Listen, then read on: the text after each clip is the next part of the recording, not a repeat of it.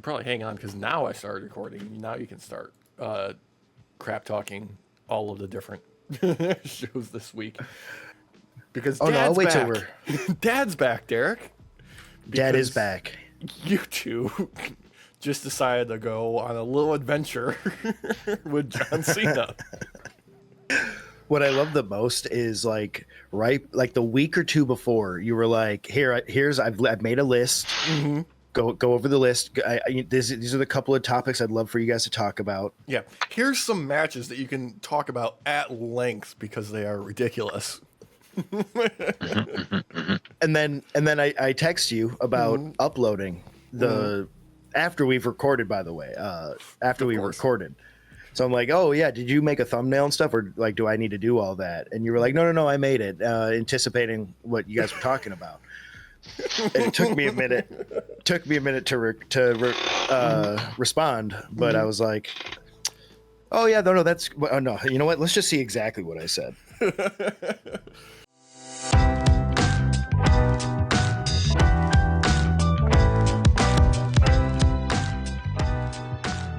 I know, because I didn't. Foolish me for planning ahead. You know, I should know better at this point. That's a huge mistake. Okay, so I was like, oh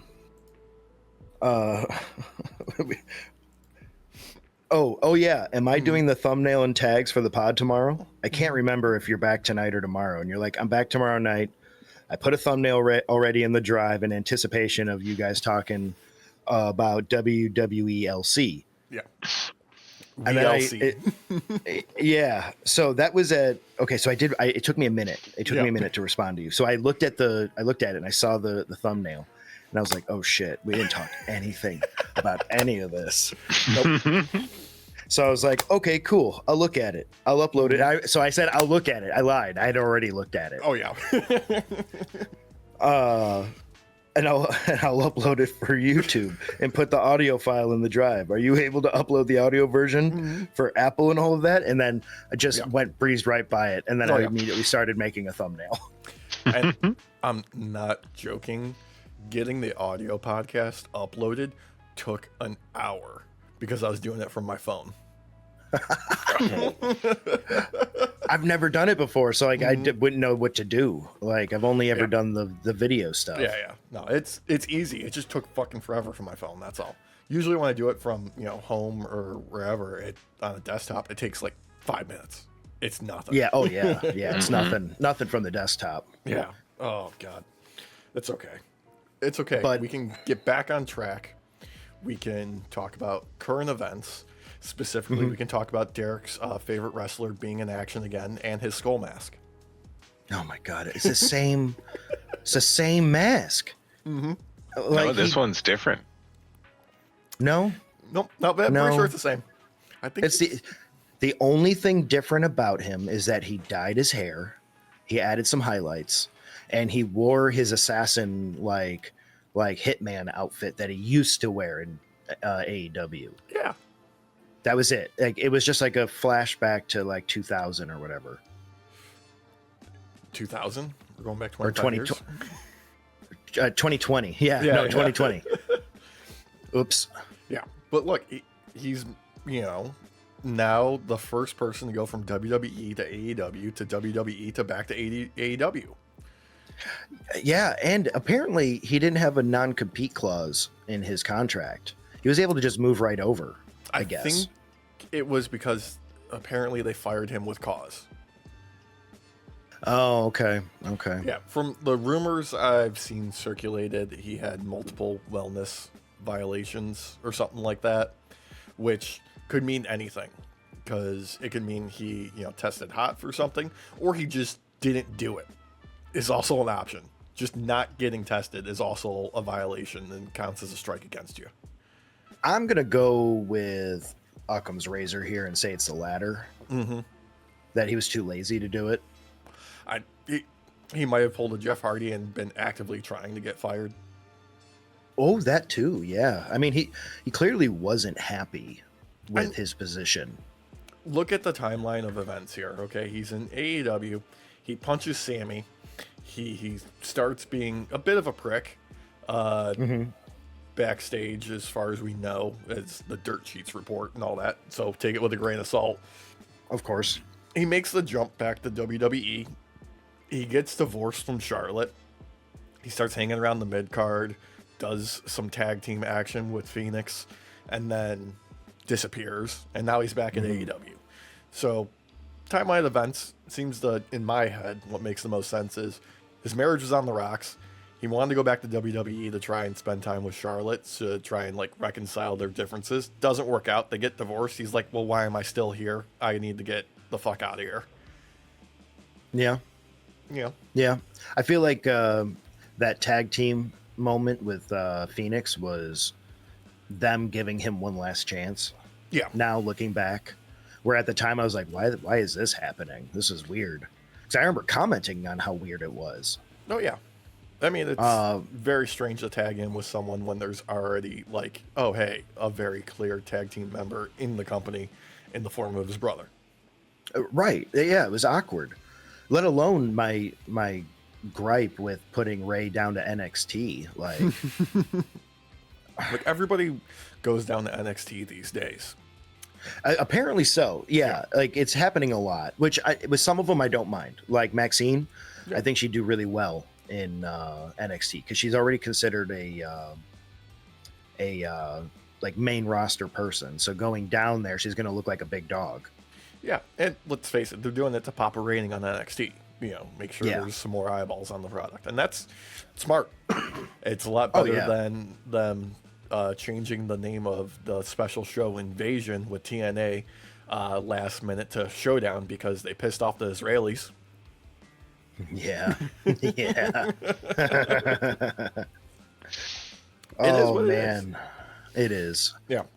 But let's get into the actual weekly shows because, to be honest, I want to get through WWE as fast as possible this week because, my God, talk about 2 dog shit shows this week. Oh, God, yeah. I can't believe I okay, so behind the scenes, I'm in the process of moving. And like packing everything up and all that. And I took time away from packing to watch both of these. Yep. And I hate myself for it. Legitimately, yeah. The saving grace I had was I was traveling when Raw was live. So I watched the replay, which meant I got to skip over things when they went too long and I didn't have to sit through the commercials. Oh my God. So you got to like fast forward through the Rhea Ripley promo, which in my opinion went way too long. It went way too long. Both her and Io were all over the place. Asuka and Carrie were the best part of that whole segment. Absolutely. Yep. Despite the incongruity with like, okay, is this supposed to be a live segment that they pre-taped, add its subtitles, but they're also in the ring. So how did she anticipate what they were going to talk about? Anyway, it's all over the place. The whole thing is just logically falling apart.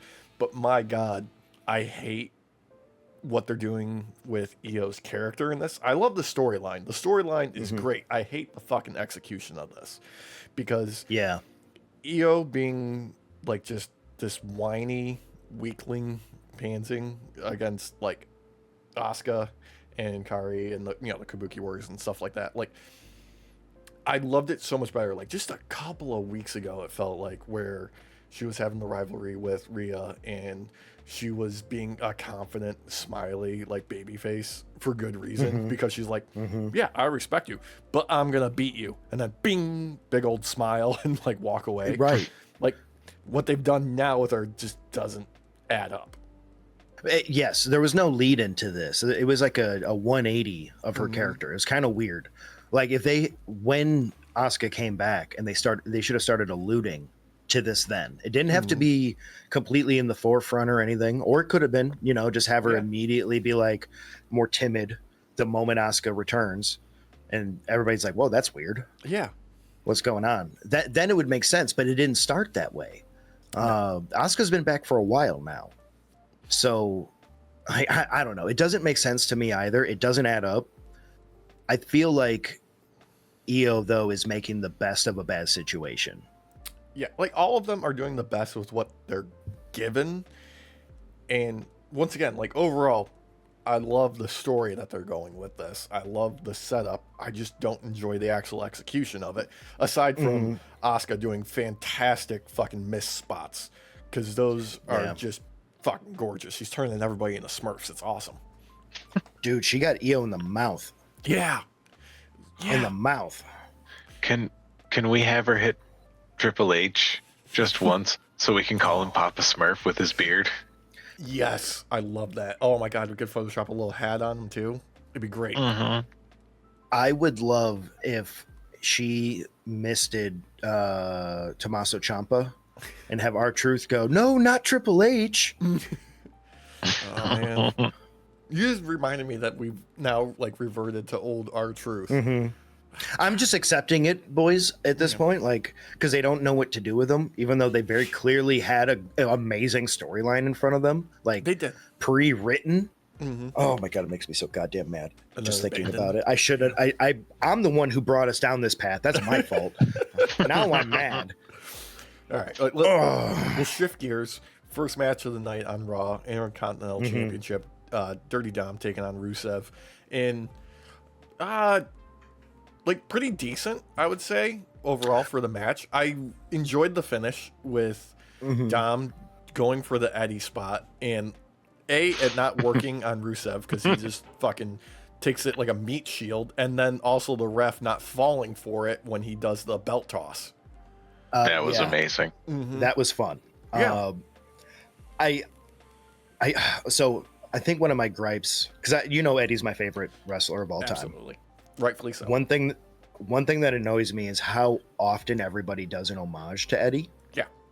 Because don't get me wrong, I get it. Sometimes you need to kind of do the homage to Eddie because you're doing a spot that he made famous. I get that. What I like about Dominic, though, is he makes it his own still. It's not a one for one. Yeah. Like, this is inspired by Eddie Guerrero, but it is not Eddie's. No. Like, it's How do I put a spin on it? Yeah, and I like that he does that. It makes me happy that he's still the IC holder because it's refreshing, honestly. And to be completely honest with you, if nobody but Dom did Eddie spots, I'd be happy. I think that would be perfect. Just have it be exclusive to Dom for now. And that's it. Like everybody else, no, moratorium on doing Eddie spots. It's going to be Dom's thing while at least he's the IC holder, you know? Oh, yeah. And go ahead. I was just going to say, or start having him come out anytime anyone does it and have him come out and ruin that match for him. Yeah. I would love that too. Yeah. Oh, yeah. Be like, did you just do that? Oh, here comes Dom from backstage. Honestly, well, because him being a double belt holder now, technically. Yeah, AAA. Yeah, like I would expect him to make more appearances than just his own matches and promos. I would expect him to come out at random times to kind of poke the bear with people. Considering how densely packed Raw used to be with like Judgment Day shenanigans, I'm surprised he's featured as little as he is now currently. Yeah. But it makes kind of sense too, because I feel like they're trying to give themselves an opportunity to move away from him having to be part of Judgment Day now. Give him a chance to kind of do his own thing. They might have a story like on the books ready to go, and they're just waiting for Liv to come back. They're like, we've got this story set up for Judgment Day, but Liv plays a big part in it, so I'm just gonna let it cool for now, and then we'll do it. Yeah, which means, okay, the men's tag titles aren't being used at all, and Lyra and not Lyra, my God, Roxanne and Raquel are kind of like the main featured players of the Judgment Day. That's already happening, basically, though. Like, let's be real. Like, yeah, the boys have the tag team belts, and yeah, JD did face off against Rusev, but that was in effort to promote Dominic's storyline more. Yeah. And how long's it been since the tag team belts have been relevant? Also true. True. You could put the tag team division on Raw and SmackDown because they haven't been featured recently there either. Now that I think about it. They did a little push. They did a was little it bit. the Street Profits Yeah. had their own promo spot with BFAB? And yeah, but it like they don't know what to do with tag team. It's weird, Like but it's they true. get a big pop at like the, PLE big shows. They do like one match for a party match for the tag teams, and then they forget about it for 3 weeks. Yeah, like What we need is Judgment Day to lose the tag belts, and then we have a JD Finn Balor who lost the belt match. Oh yeah, ooh. he's booking. You know what? Let's go outside of Survivor Series here, and let's have New Day take the belts. Aren't New Day on Raw? I don't fucking remember, but whoever's on SmackDown, take the belts. Yeah. Like, let's act like if you want to do some fun storylines where you can just get away with like ultra shenanigans, just have the belts be stolen from Raw by a SmackDown team. Why not? And I then mean, it's chaos over there anyway. They can't cross the brands, Derek. Can't cross the brands. We just need like we need a moment where it's from Ghostbusters, like you can't cross the streams. But instead, it's like, let's say Charlotte and Alexa Bliss, and then like Kofi and Woods as the Busters. And, Oh, yeah. And oh god, and they're blasting like Triple H. Yeah, that's what I would it love is. that. And he's the As big Gozer. marshmallow. He's the marshmallow man. Oh god. Oh god, what was the Slimer? Slimer can be our truth. And that makes sense. Yeah. I hate it, but it's true. Yeah. Oh. God. Anyways, Next match of the night. was, speaking of something that I didn't like, yeah, Bailey versus you. Raquel. For some reason, can't really remember. Look, I'm gonna be completely honest. I fucking hate what they're doing with Bailey.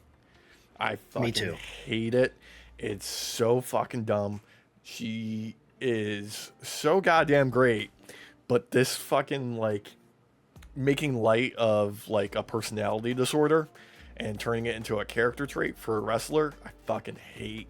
They never do this well. They never do anything where someone has like a real mental illness that exists in the world and turning it into a fucking gimmick always goes terrible. I don't know why they attempt it. It's fucking awful.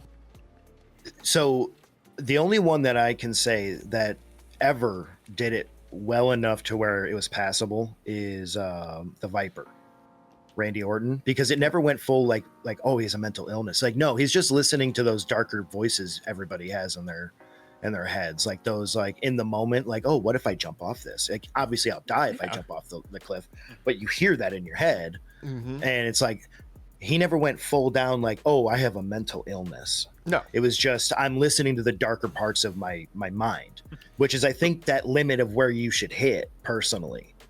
My mind went to the Family Guy scene where there's the little devil on his shoulder telling him to do something. Then it cuts and there's no angel, and it cuts to the angel stuck in traffic. Yeah, that was Randy Orton from like 2009 to like 2012 at least. Oh yeah, that was his Legend Killer time. Yeah. God, Bald Randy was a menace. Oh God, seriously. But again, like that was kind of like the limit that I think is passable. Yeah, is where usually it's never with WWE. We get characters like Eugene, where it's a dude portraying someone as being mentally handicapped, and it, like they go, "I am Sam." That's what it is. Yeah, or like Beaver Cleavage. Oh God. Ugh. Yeah, but like overall, this match itself, God, I didn't feel it. I was having trouble actually paying attention to this. I was not into it at all. Didn't care. Even Bailey doing the shout out to Jeff Hardy was like, why? Like I know you're in his backyard and that's why you're doing it, but why Bailey? Yeah, there was another why that happened in this, which was why is Valkyria coming out here and defending Bailey when very clearly, like, she's not wanting you around, at least this version. They're best friends. I mean, Like, is Valkyrie supposed to be the angel on her shoulder? I Or don't some shit? know. It's so back and forth between the backstage segments and what they do, like post match with Bailey and Lyra. It doesn't.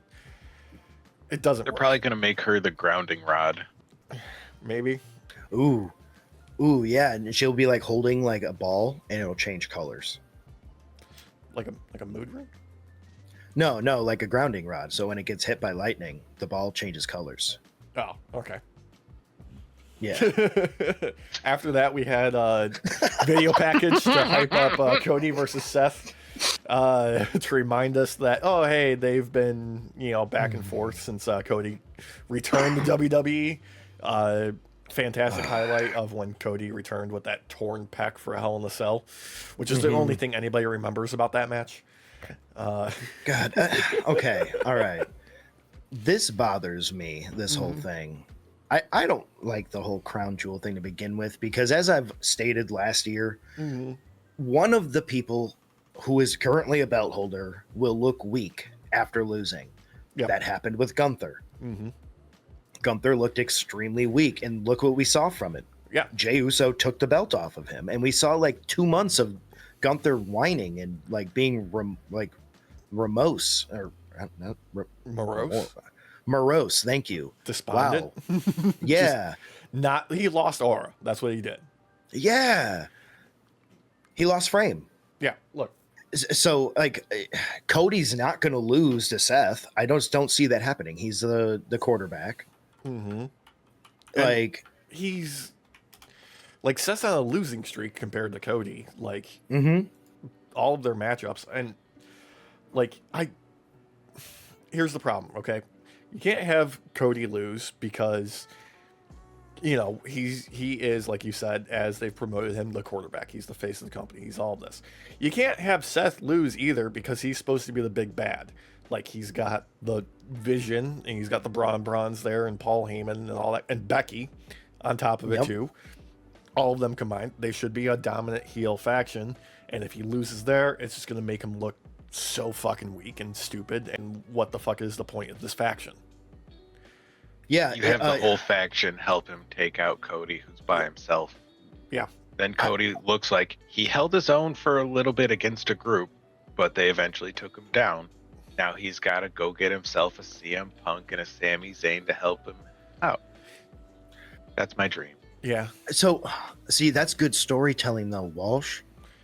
They don't care about good storytelling because, like, think of it this way: if we had gotten good storytelling for Cody losing the belt to John Cena, it would have been like a crazy ass gauntlet eliminator that The Rock forces Triple H to do, where he's facing all these legends, and then John Cena's the last one to come out and fucking does some crazy shit and takes it off of him or whatever, right? Like, we didn't get that though. We got some shitty ass fucking like, oh, it's John Cena and he's actually a bad guy. Kind of. So like, but if they had good storytelling like they did for WrestleMania 40, where they did do the team up, where they were like, this was like an Avengers level threat against fucking Roman Reigns, which they pre-sold us on that kind of idea leading up to it too. They didn't do none of that for this. They pivoted back then. They were able to adapt to what the fans were, clamoring for back then. Now they've got that Saudi money. They don't give a fuck about anything anymore. They don't care. Yeah. Can't we use that Saudi money for special effects, hire Penn and Teller, and we have John Cena actually disappear in the middle of a match and then have someone like, Andy Kaufman it up like he's wrestling a bear, fighting nobody? One of the videos that was in that list I left for you guys was Invisible Man versus Invisible Stan, which was a wrestling match between two invisible wrestlers, which would have been perfect to reference at this point for you two. You know what, Alex? I'm gonna leave you to point back to the point in that podcast where we referenced it. Go ahead. Yeah. I'm waiting for editing Derek to cut it in. It's just gonna be a blank fucking like 10 seconds of nothing. Yeah, just a beep. All right. The Jeopardy music between the final answer. It might just be a slow zoom in of the thumbnail that I made for the podcast. Because, dude, it was a fucking horror movie. Yeah. I know. You've covered this extensively. You spent 2 hours last week going over this and what happened on the weekend wrestling. Well, to be fair, Alex, it is way more exciting than what we're about to talk about this next match. Oh, yes, which was set up in a backstage confrontation with Adam Pearce outside of his office. LA Knight versus Kofi Kingston in a nothing match. Just nothing. Yeah. People need time to use the restroom. It's Okay, true. you know what? This was a moment for them to actually have Kofi win. Like, he's been on quite the losing streak. I'm not even including his tag team stuff, just his singles matches. Yeah. Fucking have him win. No. Like, No, Derek. give LA Knight a reason to do better. We gave LA Knight a title opportunity recently, and he once again failed because they don't want to give him any belt on the world, like the main stage. Like, he can have a secondary title, sure, but nope, he lost again. So now we gotta go back, reset, start building him back up for the next time he's gonna challenge, and he fails again. I don't mind, like, I wouldn't mind being the fall guy. Just let me know that I'm gonna be every time, just so that the effort that I put in is still worth it and I'm not giving my hopes up. Because I'll still give you 110 after, as long as I know I'm never gonna retain or have. Like, I think what it is LA Knight is now in the position that Kane was in during the Attitude Era, where he is just like your first title defense, your first like feud after you win the belt. It's LA Knight. He's not going to win, but you know, we're going to keep him in like the main event tangentially scene. yeah, it's like, oh god, it's Triple H's fucking MO, dude, edging you but no completion. Yeah, that's exactly it. I thought you were about to say he's working the concession cart. Well, he's working it, but Yeah. it's not in the way you think it is. Speaking of no completion, we had Seth and Cody face off, and Cody got 0 pyro, which was a little awkward. It seemed like he was looking for it, right? There was wasn't there a toot of it after the fact, like one little toot? No. Because I heard the sound of pyro, but I did not see pyro. Like after he was already walking down, Yeah. Ooh, invisible fireworks? Those are expensive. almost like the mortar went off and nothing came out. Yeah, trade secret, the actual sound of the pyro is separate pyro. Oh, is it? Oh, Yeah, it's behind the stage. Oh, so that one went off like it should have then. Okay. Because I was like, what the fuck? It was real weird. Like it was deadly silent too. Like everybody was kind of weirded out for a moment. A little bit, yeah. They were all expecting it. They're like, what's happening here? What do we do? They don't have their call and response ready for when that happens. The crowd, I'm going to say this right now. I am not going to apologize for it, but the WWE crowds have become nothing but clapping fucking seals. Okay? They know the spots where they are supposed to do like the whoa or singing along the Seth song or do the LA Knight yeah and the yeet, and they'll get occasionally like up for the finish of a match when they see, you know, like the segment leading to the actual like finisher or anything like that. Other than that, they're fucking dead and they don't know what the fuck to do. All right. Do you remember back in the day when there was that claim that they were putting sound in for Yeah, they were people to sweetening know what the to crowd. do? Yeah, I firmly believe that's happening again. it's still happening, except now I think they're just leaking nitrous oxide into the arenas. Well, I mean, that does explain all the people that are going, Yeah. So I don't think 3/4 of those fans could balance a ball on their nose. you know what? I love that you didn't say like 100%. Like, you know that there's gonna be some. Yeah. I know there's going to be at least 6 people that are like, the hell, I can't. Look at me go. Because they can afford the tickets, which means they could afford the time to train themselves to do that. I mean, how else are I they gonna took pay a for month tickets? off and learned to do it. It's a They're good way to make busking some money. outside the arena on that. You know, they got their little hat out there collecting change.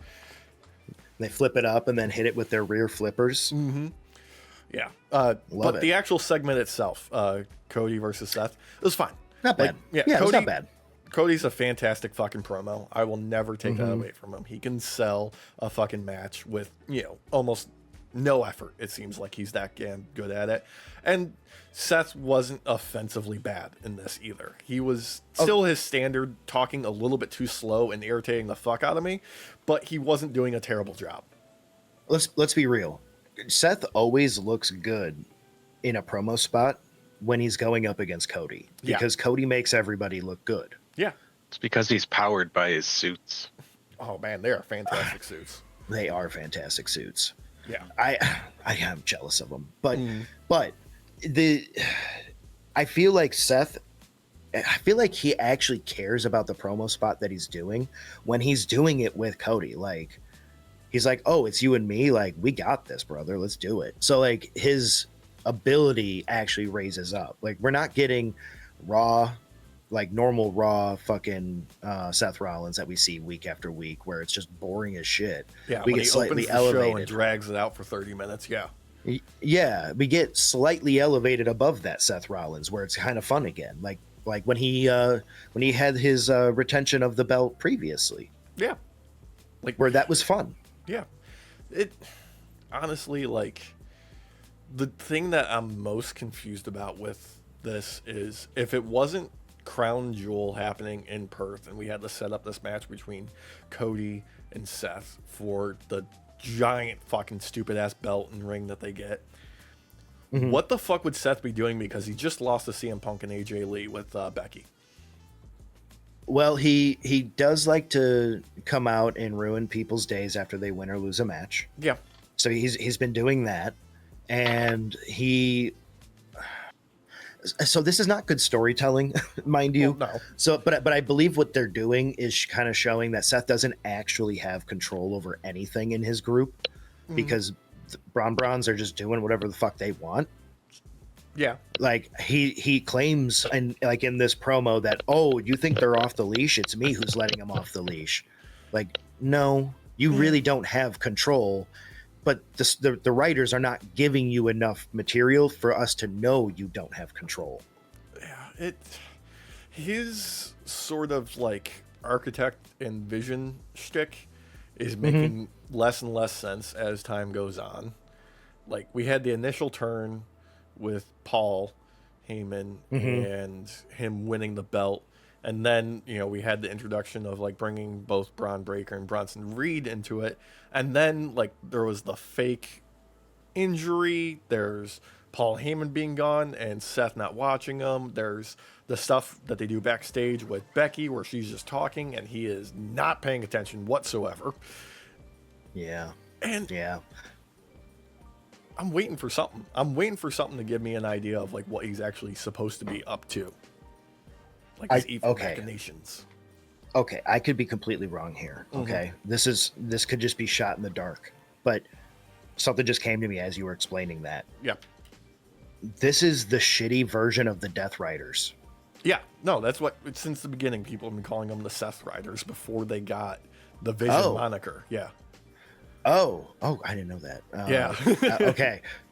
So as you were explaining that, I'm like, this is like the boring version of what happens with the Death Riders. Like, and oh my god, the Death Riders got real fucking boring for a long period there too, but they made up for it. And they did, especially this last kind of stretch of it all. Yeah, even after Mox losing the belt. But yeah, no, like, this is super as boring version, and I'm not here for it. No.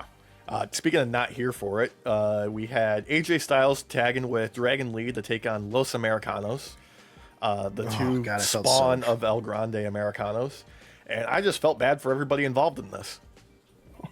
I mainly only felt bad for AJ Styles and Dragon Lee, because, like, they tried with that opening promo and stuff to talk to the fans, but the fans were given no cue to start clapping and screaming and yelling, so they didn't do it. And I felt really bad. It was awkwardly silent, and, like, you could see it on both of their faces. You could see it through Dragon Lee's mask. Yeah. And, oh, God, I felt so bad for that botch that he had, too, coming off that top rope. And it looked like he fell, like, simultaneously on his tailbone and his fucking head. Yeah, that fucking looked painful. This was not Botchamania levels, technically. No, it was there. That's there. Yeah. but it was like definitely botch highlight moments. Yeah. For sure. Like this is not, and not only that, like the Los Americanos are boring. Like they're boring, but they're at least attempting something.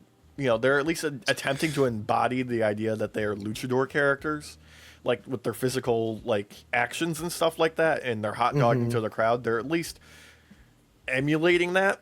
It's not working, but they're trying. no. They should make them more like Station from Bill and Ted, and the two little ones have to run into each other, and then we get Grande Americano. I Oh, like that. they hit each other and the lights go black for a moment, and then when it relights up, fucking Chad Gable. I mean, sorry, El Grande Americano is back. Yeah. Oh god. Like, Don't you mean Kaiser? Kaiser oh my Roll? God. What's his name? Ludwig Kaiser. Yeah. Kaiser. That's the one. Yeah. So you can tell he's the tall one by his nipples. Yeah. Also, this just came to me. El Grande Americano, the Chad Gable form. Yeah. That was OG Boo that got awakened in Dragon Ball Z. Okay. Now we have the three others. We have the weak tall one. Super. We have the smart one, Kid. and then we have the weak tall one, and then super, and then the kid. Oh yeah. The one before he absorbed, was it Gohan? Yeah. Yeah. All of that. Yep. No, you're 1000% correct. Except they all exist in the same timeline somehow. Somehow, yeah. But that's basically what it is. So like, I hate it. I know. It. Like if you're gonna do anime, like anime style shit, like you at least try. Because like, look at AEW. They do anime level shit. Yep. But they put effort into it. You want some anime level stuff, you're gonna get some anime level stuff. Like okay, I'm sorry, but Attack on Titan, one of the most gruesome scenes was when that like lady was getting chomped on and shit, right? You have that with Hangman Adam Page drinking Swerve Strickland's blood. That's true. Our cowboy vampire is undefeated in that aspect. Oh god. Anyway, speaking of they might not undefeated, succeed. Just they're willing to go to the level. Yeah. Tornado tag team match. The Vision taking on the Usos, who are reunited for the third time this year. All this was just in service to have Roman return, even though he wasn't really gone. He was just, filming. And we're getting back into that mode where Roman disappears, he comes back, makes a return, hits a Superman punch, hits a spear, does a big show, disappears again. We're back in that cycle with Roman. Yeah, he's got to go film his next movie. Yeah. Like, okay, if you're gonna use him like this, like, at least do something funny where the cameraman's close enough to catch him saying to fucking Braun when he's on the ground, "Give me my shoes back, bitch," or something like that. Like, at least something fun there. Or give him a bill. Yeah. Like a fucking itinerary note of all the items that he took and the actual like bill of lading for how much it costs. Okay, when Complex does that shoe shopping trip videos on YouTube, do that with Bronson Reed, and then just at the end, Roman shows up, Superman punches him, and just takes the bags of the shoes and walks away. We're cutting close in the camera, and it's all of these different shoes, and he's looking at them like, I like these, he's just grabbing them, right? Yeah. Camera pans back, and you see that it's just Roman Reigns' closet, and Roman Reigns comes through the doors and spears him. Yeah, that's perfect. I love or that. Superman punches him. Or both. Or both. Yeah. Okay, so did you notice that Cole had a hard time saying OTC 1, but somehow, some way, he did make it through it, even though he didn't want to? Dude, Cole has been struggling recently. It really feels like he is running out of steam when he's doing commentary these days. Like, he puts in some effort. I can feel like some semblance of some faux enthusiasm in his voice during matches.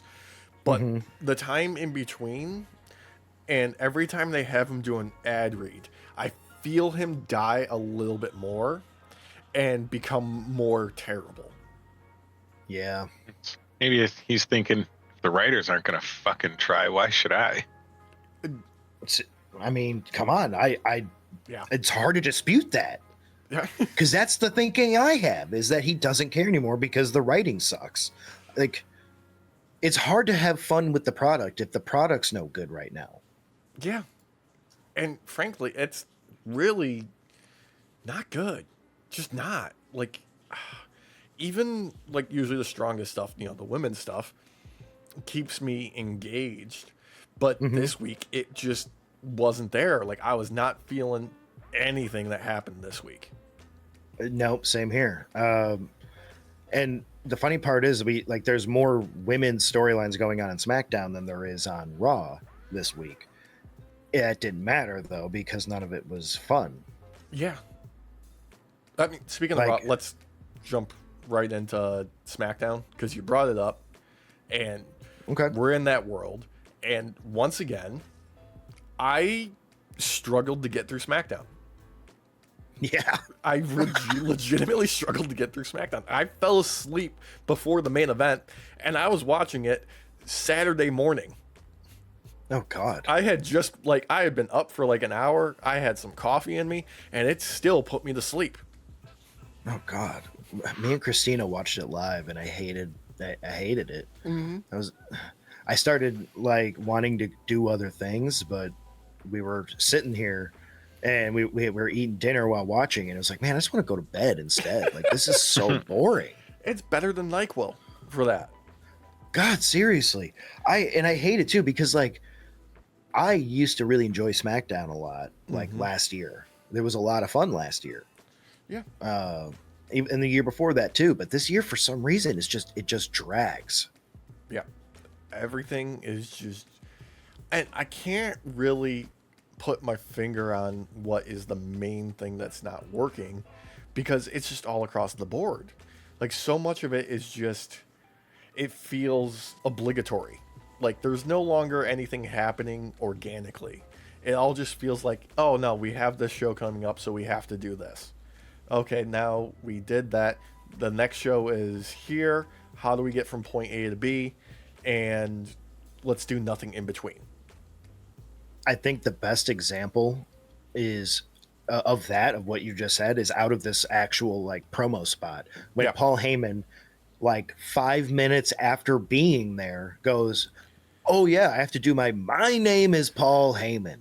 He had been talking with Cody and Randy by that point, and Randy had by this point arrived awkwardly. It was really fucking weird. I don't remember why or how. All of this was really fucking awkward because like Paul Heyman came in through the crowd with the Brown Boys. Like, and they announced their presence, so the point of coming through the crowd to surprise someone is completely moot at that point. It's just, so what was the plan there? Because you're not catching them off guard anymore, and surprisingly, Randy's just there. But their plan was like, oh hey, if we call out Cody, Randy will come out, and that's who we're actually after. Why? Yeah, why? Like, what? Why is he a target? Yeah. Like, I understand he's like Cody's best friend in the writing right now still, even though they had a moment for them to really kind of do something with that fun like crack that they made with their face off. Yeah. They just, forgot about it now at this point, I guess. But it makes no sense. And I feel like this was a last minute idea personally, because Paul Heyman doesn't say my name is Paul Heyman till like 5 minutes in after standing there along the edge of the ring. Randy had it's like he didn't know what to say half the time he was there. It's true. Like, Cody is fucking like Riz Monster, so like it doesn't matter if you don't give him anything to say. He's just gonna run with it, dude. And the Browns were there. Yeah, and like it turns out like the whole point of this segment was obviously set up the main event, but also like we're gonna plant the seed that Randy will betray Cody, which we've been teasing for over a year now. I don't think that's gonna happen. Honestly, I don't really fucking give a shit if he does. Let's face it, like if Cody drops the belt to Randy, fine. Give it to Randy, because they're doing nothing with Cody's title reign this time around. No, and it feels like it's on purpose too. Like it's just boring as hell. Yeah. Like, oh, our Cena run was boring. Here, fuck you guys. Yeah. Yeah. It's real hard to get a belt off Randy too. Right there. It is. Yeah. Especially if there's two. It's like they lock in even harder. It's fucking crazy. Yeah, it's that Velcro. It's double Velcro. That's what it is. Yeah. He has the magnets on each one, so it's like pushing in on his back and his stomach at the same time, attracting towards each other. Yeah. Remind me to bring up a point about two belts later on when we get to it. But first, I got to get through the little backstage segment with Carmelo Hayes and The Miz. I forgot about this. Yeah, of course. Why? It was so fucking dumb is why. Because all of this was so fucking stupid. It was so fucking... This fucking breakup is so fucking stupid. Because we got Sammy doing his U.S. Open title. Carmelo is supposed to be the challenger, and he's coming out there, and The Miz just walks in from behind, la-di-da, skull-crushing finale to the ground, yells at him a bunch, and then Aleister Black is just like, I'm taking your spot. Sorry, Mello. Fuck you. Yeah. So Mello was tired of being smothered by The Miz. He's like, I need to do things for me. Like, you gotta stop doing things for me. Like, stop making matches for us, like, without my approval too. Like, basically, like, I want a partner. I don't want like a daddy. Yeah, but at the same time, this, like, for weeks now, Mello's whole thing has been, like, trying to get singles opportunity, and The Miz has swooped in and been like, oh no, let's do, like, some tag shenanigans and stuff like that. Like, that, fine, whatever. It's the fucking Miz, and he can't sell shit anymore. I don't buy anything he does anymore. I don't fucking care. I feel like the only way he was actually able to take on Mello in a match, or in a fight in general, is what he did with this moment, which was come in from behind him. Yeah, Pearl Harbor. Mello, yes. Yeah. That's what it was. That's all this was. And he awoke the beast. Yeah. I'm sure we'll get, a match to pay off this, and we won't fucking care. Like, it legitimately, neither one of them winning is really that much of a boost to either one of their careers. Because if Mello loses The Miz, wow, you got beat by The Miz. Who the fuck cares? Yeah. You beat The Miz. Wow, you beat The Miz. Who the fuck cares? Yeah. And with I feel bad saying this, but his little promo spot talking to fucking Sammy kind of proved to me he wasn't ready. Yeah.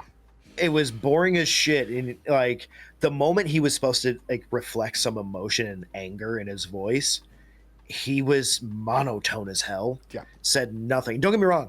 I'm a monotone motherfucker normally. I get that. But like, you have a chance to actually belt out this moment and sound angry and pumped up and ready to go, and you didn't do it. And then the reflection from the audience was silence. The exact inverse was the Jacob Fatu backstage video promo that we got later in the show, where he came out firing on all cylinders with intensity. He didn't say anything of substance. It was just his, catchphrases again. But it was fucking solid. It was engaging. He had like some authority, some bass in his voice, and you believed it. You believed that he could be like, challenging for something. Like he's a threat. Mello, I don't know. Like I feel more threatened by a fucking school of kindergartners. I feel more threatened by an Andrade that shows up for his appointments. Anyway, actual match, Sammy imaginary. versus Aleister Black, fucking solid. Like, overall, really solid match, ruined by Damian Priest coming back to no pop and Thank you. Okay. I was just about to say, I was like, I actually was enjoying Aleister for once. Yeah. Like, I was enjoying this match. I was like, wow, I'm actually having fun. And don't get me wrong, I love Damian. I don't like their rivalry. It's fucking boring. And this ruined the moment. It was like you're 16, you went to prom, you're making out with the girl in the bedroom while everybody's all hanging out in the other room, and then they just burst in. Yeah. It was like that. It was like, dude, it's a Triple H moment. It was all edge, no completion.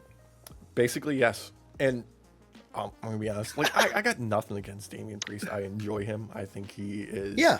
And I think he has the capacity to be an incredibly, engaging wrestler. Unfortunately, I haven't given a shit about what they've done with him since he dropped the belt. Yeah, same. Yeah. I feel like giving him a real rivalry with like Sammy would make sense. Yeah. They had something with Drew, and then they never really, they missed the crescendo of it. Like, they were building to something, and then it just fell apart and disappeared. Well, didn't they do a cage match and it was boring as fuck? Yes. And it was short. Yeah. It was real It was short as hell. Yeah.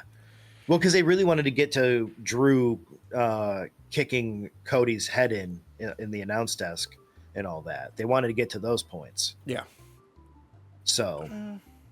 I don't know. Or maybe it was him with Punk. Either way, they just wanted to breeze past that and not really have it be a thing. When they had a moment to really make, not a monster v monster, but just like two bruisers fucking just beating the shit out of each other. Yeah.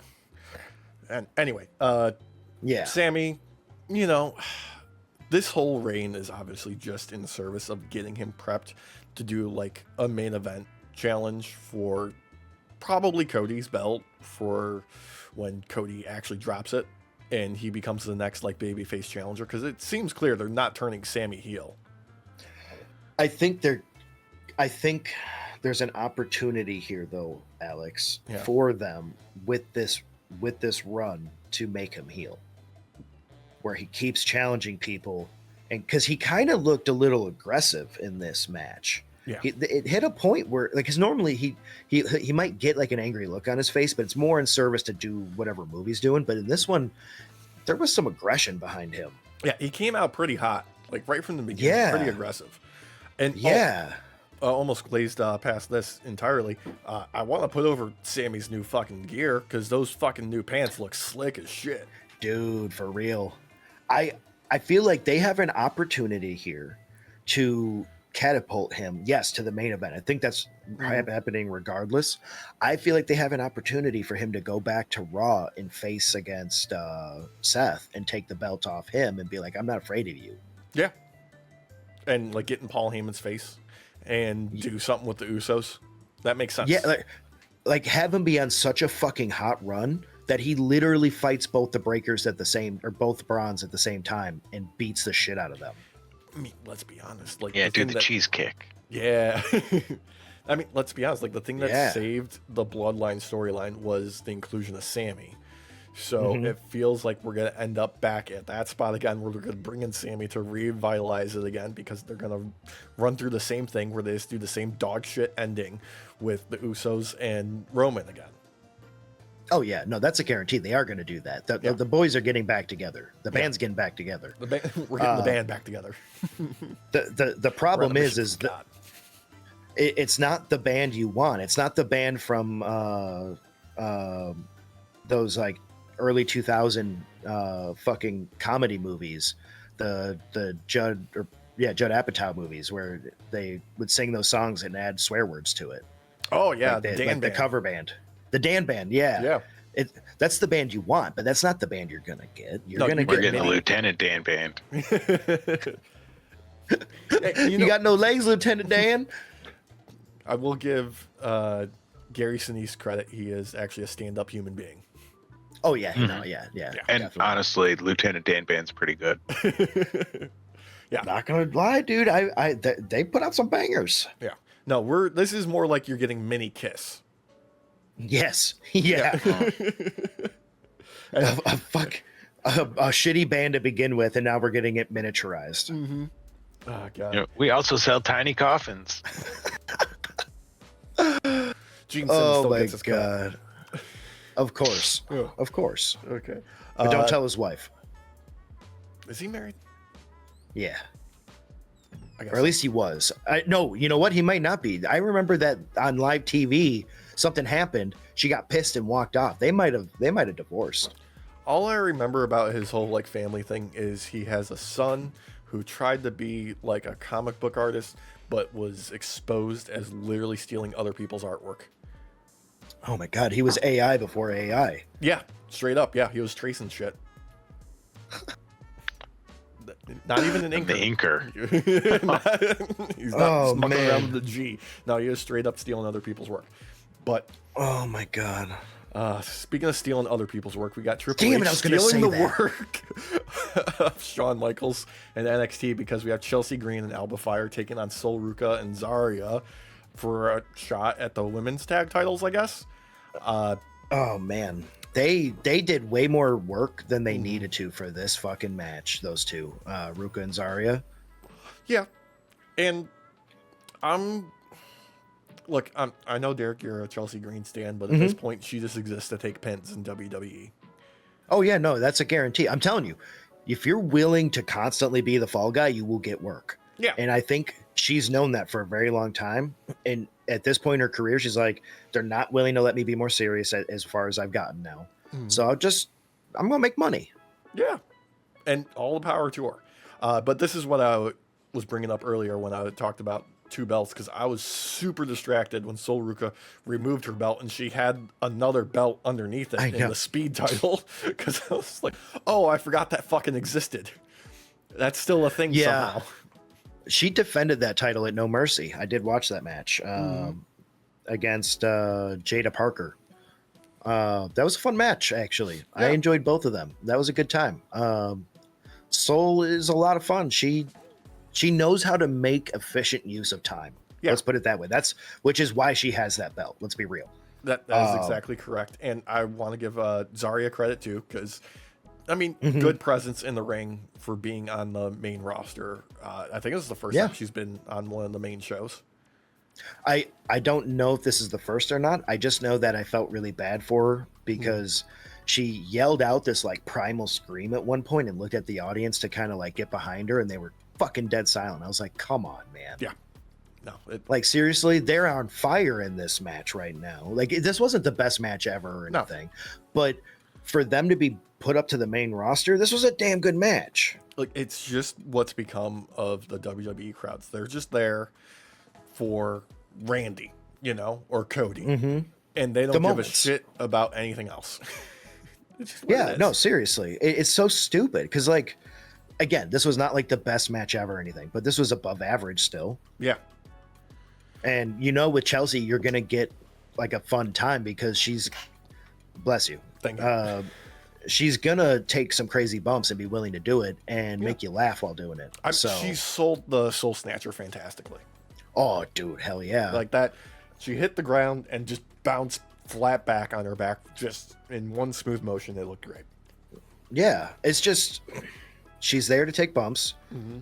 She's there to take pins. And, Alba's just along for the ride. Yeah. Speaking of there to take bumps and pins, we got Luz Garza facing off against Rey Fenix and Javon Evans. Javon looks good out there, man. He does. He does. He's going to be main roster as long as Triple H gets fired or leaves. That boy's going to be main roster before you know it. I see it in ring. I don't see it outside of the ring.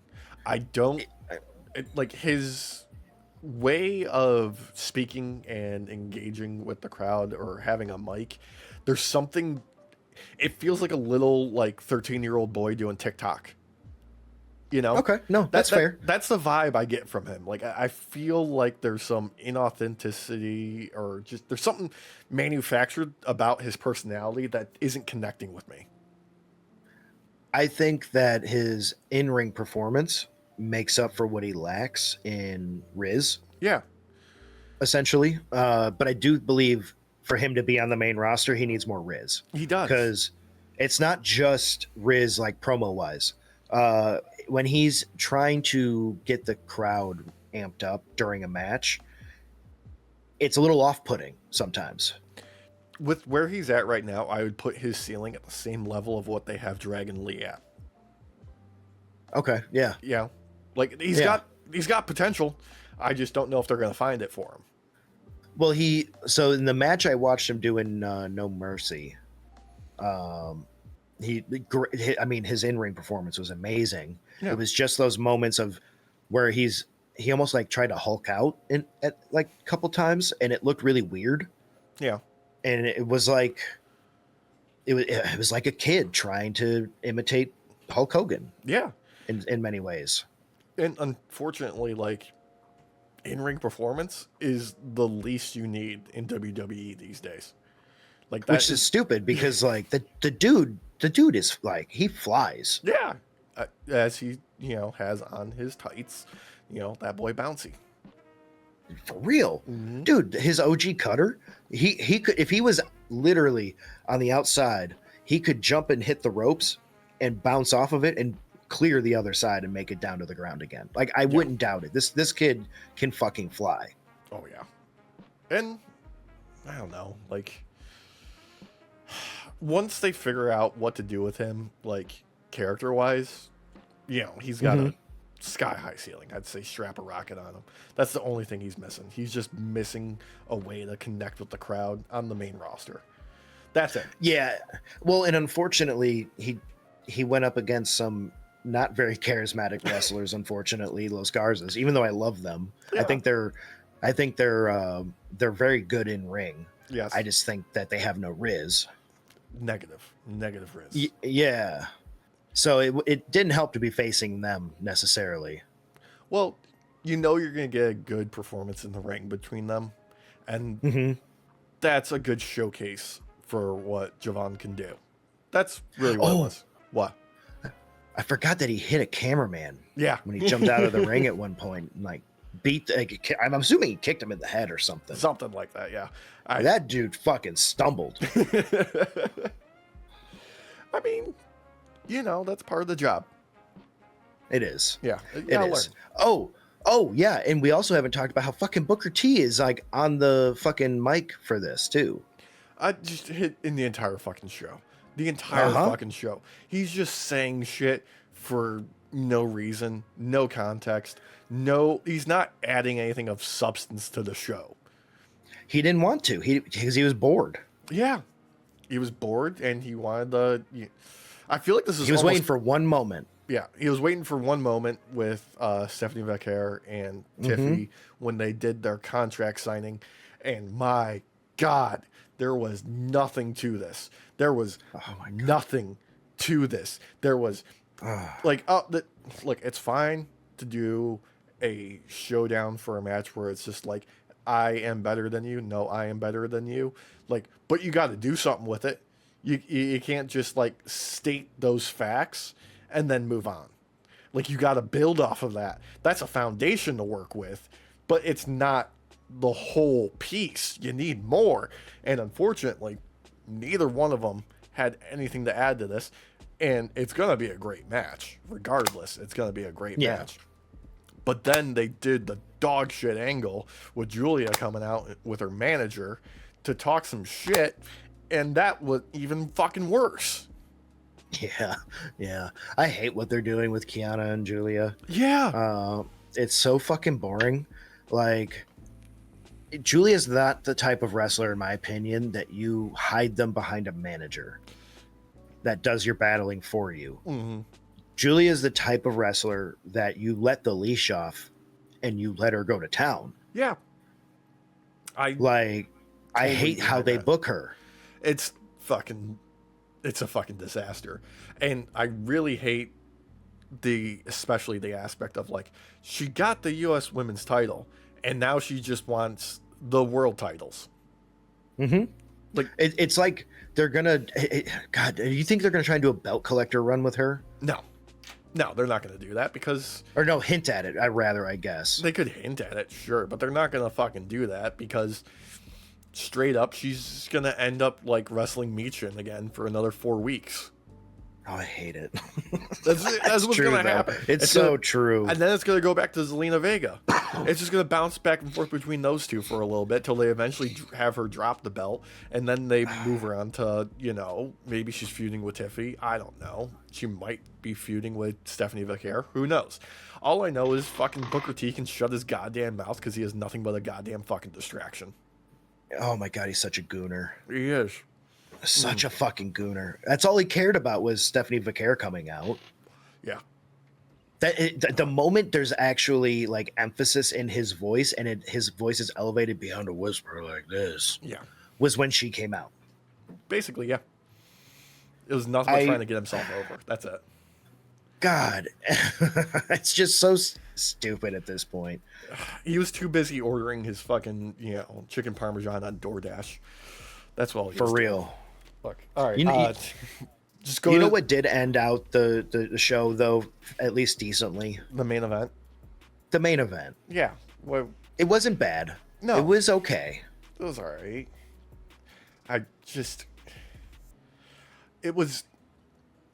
It was the after match that really got me, with Seth standing on the outside with Paul Heyman telling him exclusively, just being like, no, don't do it. Don't fucking do it. It's a bad idea. Don't do it. And then Seth, being the dumbass that he is, runs into the ring to hit the stomp on Cody, and Cody turns it into, a crossroads. And yeah, he got what he deserved. It's just, yes, he did. Fucking stupid. It's like the kid who wants to stick the fork in the outlet. Yeah. Sometimes you just gotta let him do it, I know, but it's fucking Seth. He never learns his goddamn lesson. Ever. Which is why he's gonna lose at Crown Jewel. Yeah. Always. He will get a stomp off by tricking Cody. Don't get me wrong. It'll be like, I learned my lesson. Then Cody's gonna get right back up and still fucking crossroads him. Yeah. He's gonna do the same thing and avoid the stuff and do the crossroads. Be like, did you not learn? No, he doesn't. You know what? Learn. I would, especially if it ended within the first 3 minutes, I would be happy. You know what's gonna happen? We're gonna get like 3 stomps back to back, and Cody's still gonna kick out. Oh God, yeah. Oh yeah. And then he's gonna look angry. Why is Cody kicking out? And while he's looking angry, Cody's gonna pick him up to do a crossroads. Yeah. And then that's gonna be the finish. The only way I think that they could truly make this fun, like 100% fun, and where you're really wondering, is to allow these two to beat the holy piss out of each other. Yeah, because Seth is, he's that guy. He'll go to those, deep depths of like, I'll do some fucking crazy shit. I'll put my body on the line, and Cody's a carny motherfucker. He'll do whatever it takes to get the fucking crowd to, get excited for a fucking match. He'll do it, even if it means taking a slap from Travis Scott for no reason. Yeah, seriously, almost losing a fucking eyeball, an eardrum. God damn. Like, I think what they would need to do for me to really, really be inspired to watch this match is to know that it's a tables on fire match, and have Cody do a crossroads off the top rope and hit Seth through the table down at the bottom. Yeah. Actually, I would ratchet it up, bring in a full Inferno match like they did back in the day with Kane and Undertaker. Ooh, yeah. Whole ring surrounded by fire. Whole ring. Yeah. Nice. Yeah, so we can't see shit, just fire. Ooh, and then above the ring is a like a shape of the box for the ring, and it's like just showering sparks the entire time. Oh yeah, like they used to do for Sid. Yeah. Dude, that would be so much fun. I'll be back in just a minute. Okay. No. He's gone. Too bad. He can't hear us now. He'll be like, we'll be right back. Do. Okay, so the match itself was fun though. Let's be real. Like the match was still fun. It's just that ending didn't need to happen. Nope.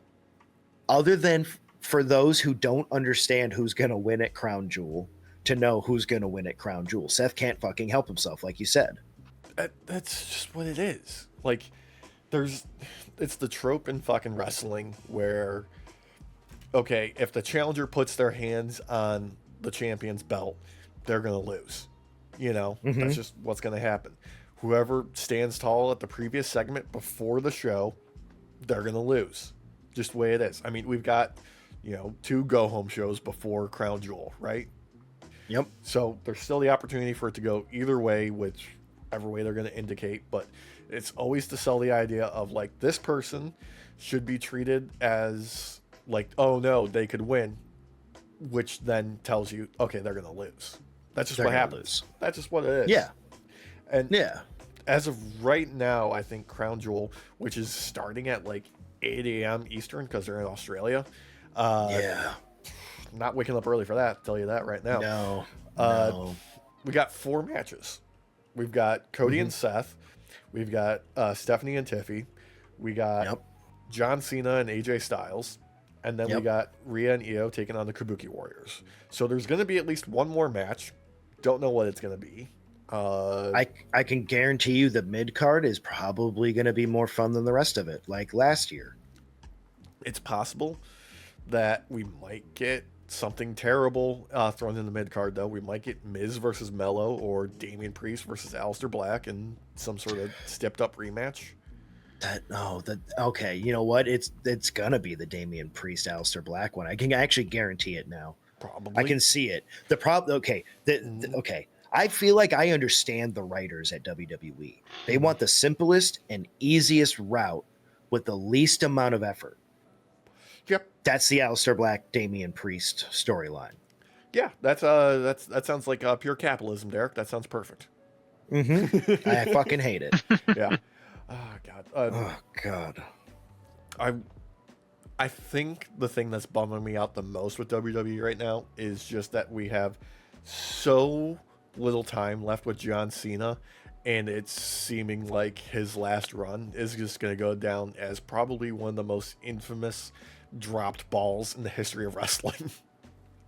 I bet you bottom dollar that Goldberg is going to make a statement afterwards going, you know what? I take back everything I said about how they dropped the ball with me. Yeah. we did just fine. Yeah. Mine looks amazing in comparison. So, Yep. Oh, God. But it's true, though. You're not wrong. I feel like they dropped the ball the moment they had him take the belt. Yeah. No, I think once they decided that he was taking the belt at WrestleMania, that's where it ended. Because the peak was the turn at Elimination Chamber, because that was interesting, it was surprising, and John Cena sold the shit out of it. It was every moment after that where it all started to fall apart. Yep. And don't get me wrong, him going with that like fuck all of you gimmick, and I'm just gonna take the piss out of all of you now, could have been a fucking amazing gimmick for a long-term kind of play if they had actually leaned into it. Yeah, here's how bad they are at executing this. They just released a new John Cena merch shirt where it's just an all-black shirt with John Cena and the white text like his heel entrance. Just now. That should have released like the day after he fucking turned heel. No, since he turned heel, they kept doing the Fruity Pebbles like bespoke location gear. And you know how long it takes to get that cargo container full of t-shirts from Indonesia? Yeah. Considering with tariffs and everything, yeah, you know what? You're not wrong, brother. You got a good point there. You're not wrong there. They ordered that 5 minutes after it happened. Yeah. Just came in. Oh, God. It's just like they don't care. No. They don't care anymore. They got the money, and that's it. And out of any person to not give a shit about storyline wise, you would think John Cena would be bottom on that list of not to give a shit about, because he held the company up for fucking years. Yeah. He was the guy that like carried the company on his back through probably its darkest age. If WWE was gonna completely collapse and not be a company anymore, that would have been during that time if they didn't have John Cena. I almost guarantee it. Yeah, they were real close, like for a long period of time there, and they unfortunately they got saved by Saudi money, but that's what it is. Yeah, and it's a whole fucking travesty. It's fucking depressing, and it is. I want to move on. Let's. Me too. Let's turn our attention to some Dynamite. How about that? Like we got Celebration in Hollywood, Florida for 6 years of AEW. And right out the gate, starting out with the Young Bucks being like, oh, we're in our favorite place. We're outside a casino. I'm going to go set up some stuff for our entrance and get some pyro and like some tigers and gators and whatnot.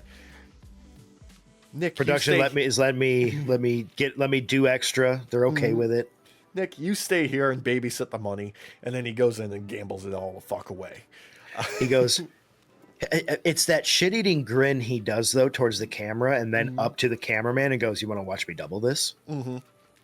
Yeah, and then it cuts. It finally cuts back to him reuniting with his brother, and he shakes the bag out, and there's nothing in it. Yeah. Oh god, they get introduced as the Broke Bucks. It's so good. The transition from that segment to them standing already in the ring, zero entrance, just a little chyron that says, bank balance 0, the Broke Bucks. The Broke Bucks. Yeah. I fucking love what they are doing with themselves. This is so much goddamn fun right now. Yeah, they are so good at showing ass. It's insane. They're so good at being just like punching bags for themselves. It's good. You have to be though. Like it's the way to do it. And and they're teaming up still with the Don Callis family. So they got Josh Alexander on their side here. And the perfect pairing for the 6-year anniversary against the Don Callis family is no one other than Kenny Omega. Yeah. Paired with Bro Dito. And with Bro fucking Dito. God, they're running so fucking hot. Right off the bat for this match, I gotta put over the chemistry that Josh Alexander and the Young Bucks had together. They looked fucking magical out there. They were working like such a good unit. Everything was flowing. I was loving this fucking match. The Bucks went all out in this match. They were trying to put off as many combos as they could. Thank you for that. Appreciate it. Same thing with Kenny and Brodito though too, because there was a dance off for a little bit, which was a ton of fun, and what's his face didn't want to really do the dance off, so instead he did a double clothesline.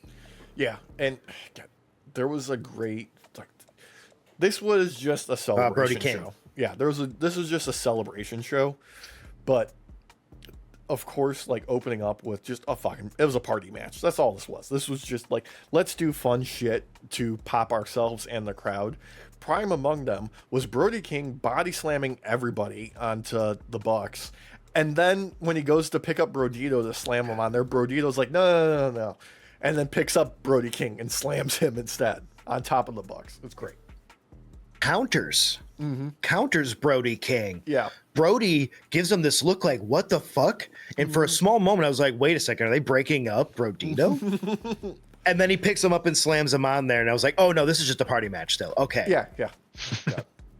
But the amount of just we're going to do dumb, crazy shit all over the place didn't reach the usual peaks that you expect with the Bucks, but I feel like that's just because we're in the opening match. It's not a PLE. Let's not go all out.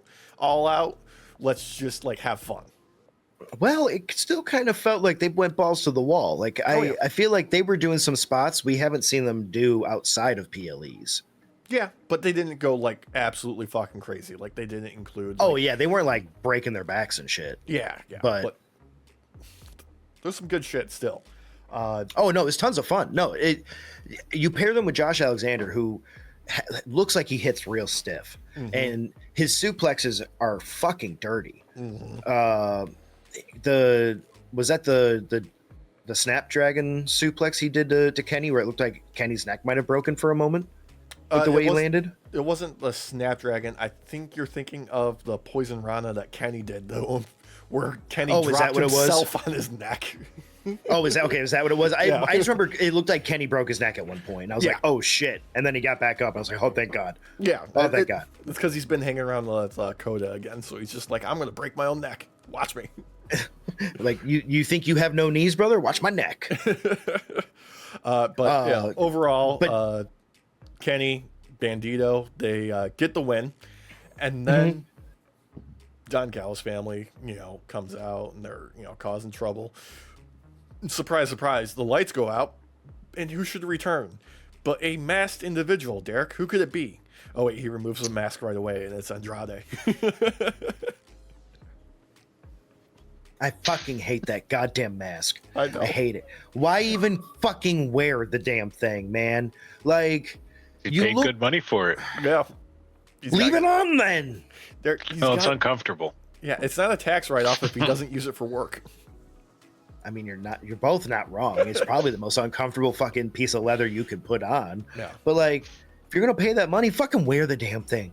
God damn it. God damn it. It's scratchy. I understand needing to take it off to do the character reveal, but we didn't need the character reveal. We knew who the fuck you were with it on. Yeah. But still not even that sure who he is. Trust me, once you see the highlights in his hair, you'll know immediately. Yeah.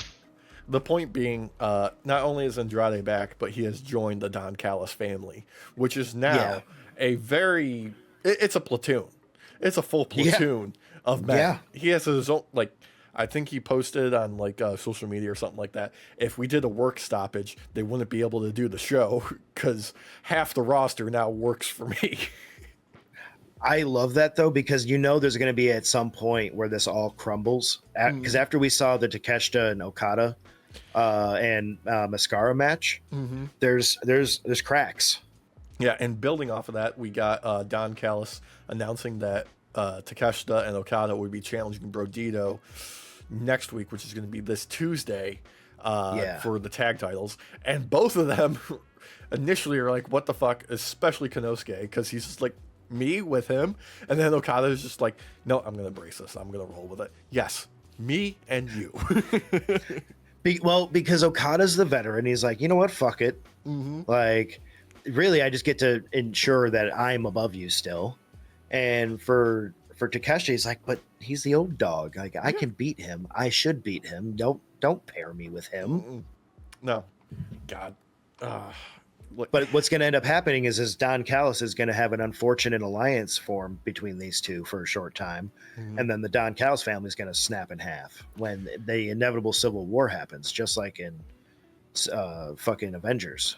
Look, I'm just excited for the moment that Don Callis gets to introduce Andrade, and he does the same thing he does with Hechicero, and does it in his piss poor fucking garbled Spanish. Christina looked at me and I was like, this is on purpose. This is on purpose. He's meant to look like a piece of shit.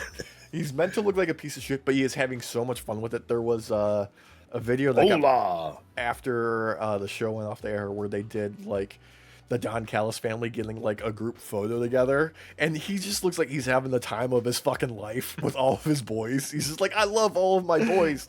Look at all of my boys. We're a big happy family. I love you all. It's so great. It's so good. I love Don Callis. It just makes everything fun. Yeah, he's such a piece of shit. I love him. Speaking of, we got next match of the night, Kyle Fletcher defending his TNT against Orange Cassidy because Hologram is injured. So they subbed in Orange Cassidy, coming out with his new entrance, which looks like they reconfigured it to make it more obvious that it's on purpose. Last week when they did like, the broken like media thing, there was some transitions in there. So I feel like people who aren't aware of how that stuff actually looks got it better this time. That no, it's on purpose to make it look broken because Orange Cassidy is Orange Cassidy and he's too lazy to do things properly. I was one of those who asked if it was a broken media file that happened or something. No joke. I was like, what the fuck? That looks bad. Yeah. And then it happened again. I'm like, oh, this is on purpose. Yeah, okay, it's on purpose. And fuck yes, Kyle Fletcher and Orange Cassidy looking fucking great out there, putting on a fucking clinic. Dude, probably one of the best matches of the night. It's hard to say, but this was so much fucking fun. I feel like there's an argument to be made for that, mainly because there was real stakes involved with this match. Yeah, both during and after. Because I'm trying to think of. I don't think Orange Cassidy's ever held the TNT title. No, he hasn't. I don't know if he has. Yeah. No, he has not. And I like Orange Cassidy with a belt because like we got the whole like international now unified title run with him, where it really kind of gave a new dimension to his character. Like it was weird because like he's always like never cared until he got that belt, and then he's like, oh wait, I have something to care about, and then it turned him into a fucking machine. Yeah, well, with the Death Riders, when he felt like he had to be the one to take on Mox, it was like, oh shit, we're getting that version of the freshly squeezed one again, where he actually cares about something. But then they murdered him. So yeah, straight up murdered him. But as you alluded to, the finish with Orange Cassidy being on the top rope, and then his hologram comes out, who we thought was injured. Yeah, who we thought was injured, straight up just crotches Orange Cassidy onto the top rope so Kyle Fletcher can get the easy win. And then it's revealed this is not hologram. This is El Clone. This is his clone. Yeah. El Clone. Who I'm kind of excited about what they're going to do with hologram. Apparently is going to be out for quite a long time. So yeah, I don't remember what the injury was, but it's going to be a bit. Yeah, it's going to be a bit. And the fake hologram, feels like they're going to end up tying this into the unfortunate Tron Ares movie that's coming out, I feel. Probably. Yeah. Probably. But I'm at least having fun with it, because when Clone, when he kind of backed off a little bit, like, and he was standing up at the top for the entrance, I could tell he had two masks on. Yeah. At that point. And then, because prior to that, I could not tell. But once he was actually facing the camera, I was like, oh, yeah, that's definitely not hologram. That's somebody else. There's another mask on. He's got two masks. Who does that? Except Ray Phoenix when he's making his entrance. Yeah. That's also weird, too. There's a lot to talk about there, which I know I've griped about. Yeah. But it was fun, though, because then you see Don Callis and his family kind of all together, because they all kind of unify as one. Yeah. And now Clone makes himself known to be the clone. Yeah. Kind of like... And also a member of the Don Callis family. Yeah. And then we get more Don Callis Spanish. Yeah. Oh, my God. Oh, God. It's just so fucking good. It's so, like, absurd at this point that it's hilarious. And it works. I don't know how any other way to put it. Like, it's so ridiculous that it works somehow. It's anime shit. Yeah, it is. You just accept it. Like, that's how you do it, though. Like, they play it straight. Like, none of this shit is done in such a way where you're like, oh, they're joking around, like, to us, even though they are. Yeah. It's played straight man. So it's all just taken at face value still, even though it's fucking hilarious. Yeah. I don't think Don Callis is going to stop until he gets another painting done, and it's the full Last Supper, except he has, all of his boys with him, and he's in the center as Jesus. Oh my God, you're so right. Yeah. And then no, he needs to do the one that's done in the Sistine Chapel where the fingers are touching. Oh, the creation of David, or the creation of Adam. Yeah. Yeah, and he needs to be doing that with Okada. Oh yeah, I love that. And they're still both gonna be wearing jeans too. Yes, and then you have Takeshita as a little cherub. Oh, he looked so cute. And that's where the cracks begin, because he gets pissed that he was made a cherub. Yeah. Oh God, he starts kicking ass. I love it. Oh God. Speaking of kicking ass, we got Death Riders taking on Hangman Adam Page with Samoa Joe and Powerhouse Hobbs in just a fucking beatdown. This is just like, let's just smash the shit out of each other. You got Claudio Castagnoli, Daniel Garcia, and Jon Moxley just like ready to burn things down. And Garcia, good fit. Yeah. I'm not gonna lie, he's a great fit in the Death Riders. I'm liking it so far. This feels like he should have been there for much longer than he has been. I feel Yeah. like they should have pulled the trigger on this earlier. I'm glad we're there now, but I feel like we should have got here sooner, because this just works too well. Especially that entrance they did, where they're like, no one knows where they're coming from, and then you find out they're like standing out just off from the where everybody's sitting, and he goes and picks up Garcia slightly, and they kind of do like a little "what's up, bro" moment. Yeah, that sold me immediately. That moment right there, I was like, he should have been here all along. Like, these entrances would have been way better with him already in it. Yeah, no, he fits like a fucking glove. It's great. All of this fucking match was just, okay, we're just going to tear the house down and also set up this conflict between Samoa Joe and Hangman, because this was some old school Samoa Joe in this, where it's just like, he can be a petty little bitch sometimes, and he gets the the tiniest slight against him, and he's ready to fucking, kill you and your whole family. That's exactly what happened here. It reminds you why he's the leader of the ops too. Yeah. Because of that. I can't wait, because what ends up happening is these two, or Samoa Joe basically is like, oh, you basically stepped on my toes on this. Yeah. And Hangman's like, well, fuck you. I'm Hangman Adam Page. I don't care. Yeah. Whatever. And Samoa Joe's like, all right, well, bet we're gonna go fucking face off at the next fucking pay-per-view. I'm gonna remind you what my name is. Oh god, I gotta find the fucking line that Wrestle Dream that was used in this, but I'll try and find it and we'll come back to it. But there's like their chemistry during the match where like Hangman like tags himself in and Samoa Joe doesn't like that. Does not like it. Like you can see like it just like bubbling underneath Joe as the match goes on, and both of them are getting like more and more like violent and vicious in this match. And then when they get the win and Hangman like puts the belt into Samoa Joe's chest and lets go of it and it just drops to the ground, you can see on Joe's face it's like, no, now you fucking dead. No. Now you dead. Yeah, now. Yeah. Dude, it reminds you that Samoa Joe is a monster. Not just in ring antics and all that and his ability to destroy people, but when it comes to fucking like selling it to the crowd, he doesn't have to say something to you. He can just look at you and you know, oh fuck, this guy crossed the line. Yeah, you could hear the crowd build with the Joe's gonna kill you chants after that moment. And rightfully so, AEW sends security out fucking immediately to keep them separated because they know it's about to be a fucking brawl with Joe shouting like, you've never fucking beaten me. And Hangman not backing down and like, I'll go. Let's go right now. It could happen. Let's do it. Well, and then we get that afterwards where Joe says to the camera, I'll see you at Wrestle Dream.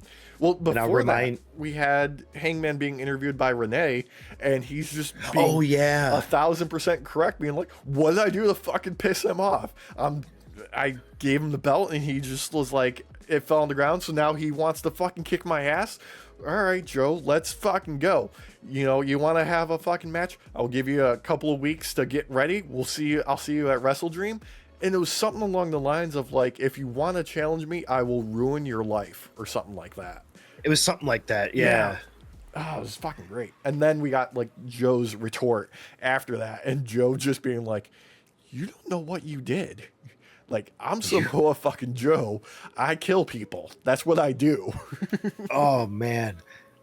I can't wait for this because we got an S tier match between Samoa Joe and Mox when he tried to take the belt off Mox. Yeah. Was it like 6 months ago or whatever? Something like that, yeah. This is going to be that level again. But at the end of the day, Hangman's retaining. Yeah, but Samoa is he's gonna make him fucking work for it. At the same time, though, like you could also see Hangman losing because remember, like Samoa Joe's the one who ended MJF's reign, and nobody really predicted that coming. Yeah, like that's true. Yeah, like Joe's that guy. Like he can always be that guy. Well, you know what? To have him be a triples champ and the main champ would be fun. Because I think they had the moment to do that against Mox. Like I think I even said on the podcast that Joe's gonna take the belt off Mox. Like this is it. Like you don't beat Samoa Joe. Yeah, he's always that guy. He just is. Also, I want to put over Hobbs during these segments because the whole time he's just got this look on his face of like, yeah, look, I know he's fucking crazy, but he's my boy, and you just gotta respect it. you just gotta. Yeah. Oh God. Next match we had Timeless Tony Storm, picking up speed after her loss, taking on Tay Mello because she challenged her because she wants to get back in her winning ways. And I feel like this one never quite got to where I expected it to be, but it was still serviceable. This was, I think, more just kind of like testing the waters with what we're going to do with Tony Storm as a character and to, get her some TV time and set up the rematch versus Statlander at Wrestle Dream. I don't think it'll be the same Tony Storm that faced Statlander and lost, though. No. When it comes to gimmick, I think we're about to see the evolution happen of her. It might still be technically timeless Tony Storm, Yeah. but I don't think it'll be the same version. I think we're about to see like future timeless Tony Storm. There's something there. I don't. It's too early to predict exactly what they're going to do with her, but she made it very clear there's something different about her. She was wearing the hat, the trench coat. Her, instead of wearing her like wrestling gear, she's got on like pants and like a suit. Like she's got the vest and shit, and just did the whole match like that. And it was a decent fucking look for her too. Yeah, she kind of looked like a time traveler who escaped the Titanic. I was getting like film noir, like Gumshoe, like she's like That a too, private detective type of deal. Which would also be fun, actually. Anyway, the match though, I don't. It was under 10 minutes. I know that it wasn't very long of a match. This was, like you said, it was all in service for setup for Wrestle Dream. Yeah, that's all it was, and that's fine. Like it's just nice for like Tamel to get some TV time. That's what this kind of felt like. Like we needed to accomplish like getting Tony Storm on TV to set up the rematch, but also let's kill two birds with one stone. Let's get Tamela out there and put her in front of a crowd that'll love her. Yeah, and I enjoy Tamela a lot. I think because there wasn't like the stakes didn't feel very high in this match. I feel like there wasn't a lot that needed to be given by both wrestlers. Yeah, no, that's true. And that's fine. This was like the first of two of that, because after this we had the demand Gates of Agony versus Gates the of Swirl, which is Blake Christian and Lee Johnson. Look, this was a squash match as it was supposed to be. Obviously, thank you. But I want to give credit to Lee Johnson specifically here, because this is the first time I really felt like he had a personality. Yeah, you know what? I'll give you that. I actually enjoyed him during this. This was definitely a squash match. This was an email type of match for the most part. Yeah, I do believe that GOA does not come out of this looking as good as they wanted to, though, because of it being a squash match. I feel like because they want to be looked at as like basically almost like monsters. Like you need to have them go up against other big boys and come out on top, and before you start doing squash matches where they just run through people.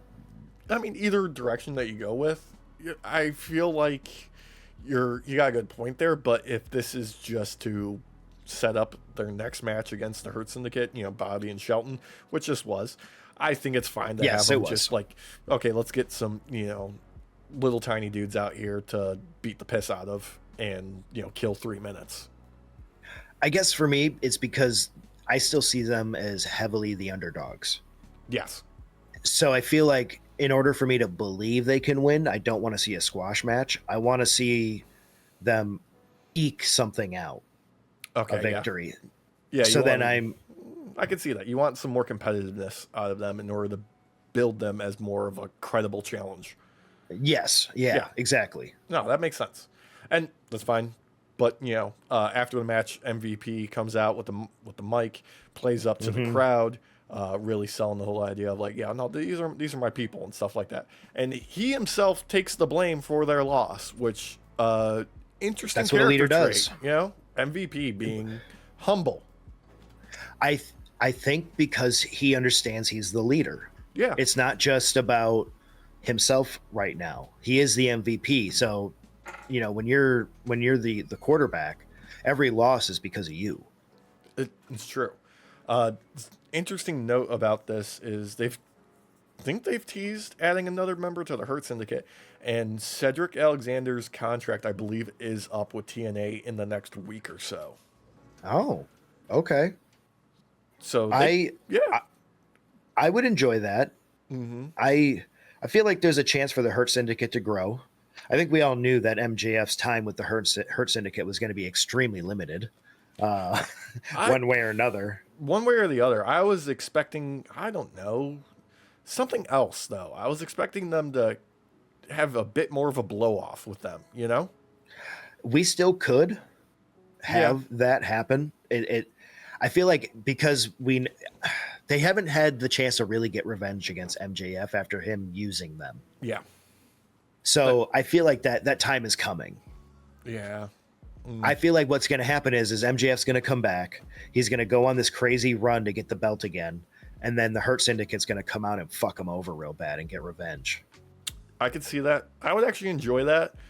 I mean, first thing he's got to do when he comes back is he's got to get, like, his one-up on Mark Briscoe.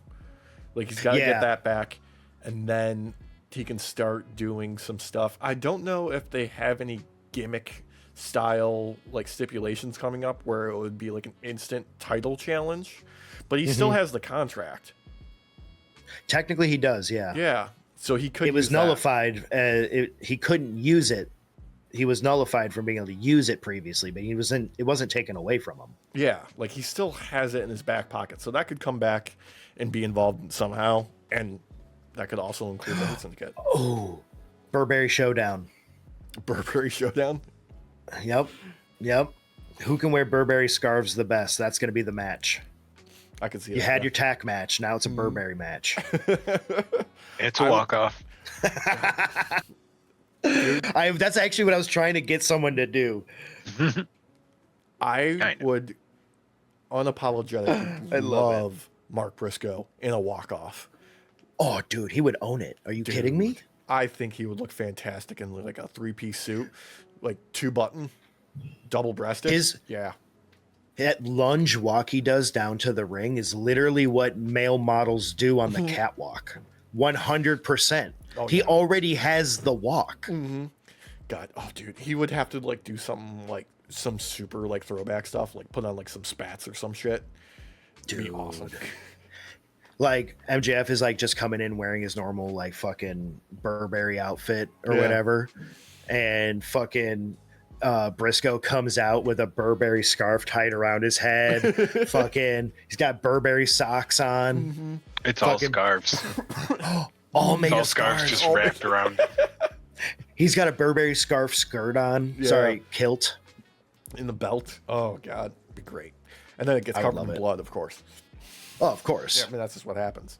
And then he literally shoves a Burberry scarf down MJF's throat while also simultaneously choking him with his own Burberry scarf. Yeah. God. Speaking of choking people, Tornado Tag main event, Chris Statlander with Darby Allin taking on Marina Shafir and Wheeler Yuta in just a fucking insane. This was fucking chaos. Okay, remember how you were saying like it started with chaos. Alex, a little bit ago, you had said, "Oh, this is the 6-year anniversary, so people like they need to go out and like have fun, but they don't really need to put it to the limit." Fuck that statement with this match. I was referring to the Bucks and like Kenny like opening up. Oh, show. I know. Okay. Oh yeah. Oh, I know. This match fucked. The lead up, the match, everything fucked. God. Prime moment right off the bat was Statlander and Darby double teaming Yuta to lift him up and launch him into the overhang of the tunnel when they're making the entrance. Oh my god, I loved it. Oh, so great. You know what? It's a callback to when they were in Chicago and they were at the arena where Yuta had to go like this to get around the fucking the low overhang. Yeah. This time you didn't miss it, bitch. You hitting it. So great. Dude, so many fucking chairs just being piled up and people getting dropped on their fucking backs and their necks directly on the chairs. My God. And of course, the spot with the tacks. The spot with the tacks. Well, like Wheeler grabs a bag of tacks and lays them out on the ring. And you're like, oh God, somebody's got to take a back bump or something horrible like that onto some tacks. And then, surprise, surprise, of all people, Chris Statlander picks up Marina Shafir for a Manhattan drop. The classic, like, I'm going to drop you on your legs and I'm going to have my knee in between your legs to, hit you in the tailbone. But she does that feet first onto the tacks. And Marina Shafir wrestles basically barefoot. So she goes foot first onto just a pile of tacks. And just terrible looking affair in the best way possible. It looked so goddamn painful because it even got in the soft spot of her feet too, and they were stuck there. Like I wouldn't be able to walk. I wouldn't. I would be crying. I'd rather take tacks in my butt, and my back, and my neck, and my face, and my forehead, my bald spot up here. Yeah, that's easy to pick out, but dude, they're like in between like the webbing of the toes and shit. Oh my god, they were fucking everywhere. Oh my god, I literally like my feet started hurting for her. Yeah, rightfully so. There was also the spot where fucking Wheeler set up a fucking chair, or no, Darby set up the chair on the outside, sat Wheeler in it, runs, goes back into the ring, sprints full speed towards Yuta. Yuta gets off the chair, and fucking Darby doesn't care and still throws himself 130% and does a fucking front flip into the goddamn thing. I swear to God, I thought his back was broken with the way he hit that thing. Dude, because it didn't matter how he landed on it, the speed alone, fucking speed. He exploded that steel chair with his back. They dragged him behind the announce desk and then started looking him over for the next like 3 to 4 minutes. Yeah. Oh god.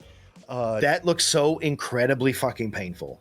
So did the finish where Wheeler and Marina are stacked on top of each other in the corner. Oh yeah. And Statlander gets up and hits a fucking 450 and hits Wheeler like knee first into the ribs and like balls. Dude. And then it's immediately followed up by Darby hitting a fucking coffin drop for the 1, 2, 3. And both of them together pinning Wheeler. Like both of their bodies on top of him. When she hit him, I swear to God, my brain immediately made a popping sound when she hit him in the nuts. Because I don't think that was like it wasn't meant to really hit him hard or anything, but I think that hit him hard. Yeah. Oh, God.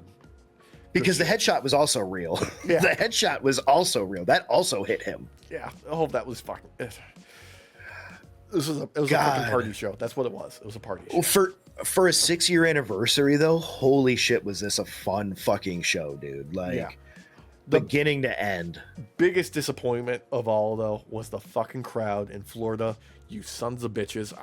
Motherfuckers, you are what chanting Toni Storm during her promo? What the fuck is wrong with you? So I did see some people talking about how like there are areas of the like areas around for them that are not into Tony's character right now.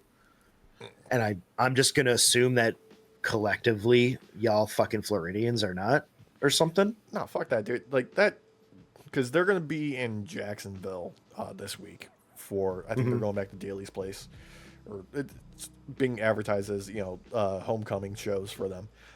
The Jacksonville crowd is, up and above board one of the best crowds that they have because, during the whole pandemic, that was kind of their residency. So they know, and they are, ride or die AEW for them. It's not Florida. It's specifically that area on the East Coast in Hollywood, Florida, where they were just complete fucking animals in that moment. I feel like her ability to prop up the women's division just on her own was amazing. She didn't need to, obviously, because AEW has an amazing roster of women right now that wrestle for them. But the fact that she can bridge the gap for a lot of people to come and actually watch AEW, like, you don't want her. No, you don't. You don't do that. You don't want her. She is like the type of John Cena that you would have needed back in the day to keep up and prop up a company, but she's actually good at what she does and doesn't need the company to put the full weight behind her too. No, because it's synergy. It just fucking works. Yeah. She has that power without needing anyone pushing her. Like, she just does it herself. Like, fuck that. Yeah, dude. It's such a strange career trajectory for Toni Storm to be at this place where she is now, but it's fucking great. Also great was Hangman Adam Page's reaction to what was airing during the commercials of Dynamite, which was recruitment ads for ICE. And Hangman, I was getting real mad. Mid-show, when he's not on screen, put on, I don't know what they call it on Blue Sky. They're not like tweets or whatever. It's just posts. But they're bloops. I don't know. I just made that up. Skeets. Twits. Fuck Ice airing commercials during Dynamite. Let him know, and posted links for feedback to HBO and TBS. And then he followed it up with Hangman versus Samoa Joe's sturdy ass for the World Championship at AEW Wrestle Dream.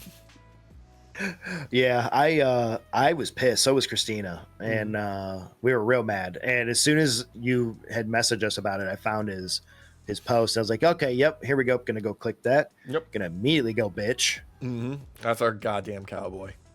Because they're running through all of my area. Mm-hmm. They're up in Chicago.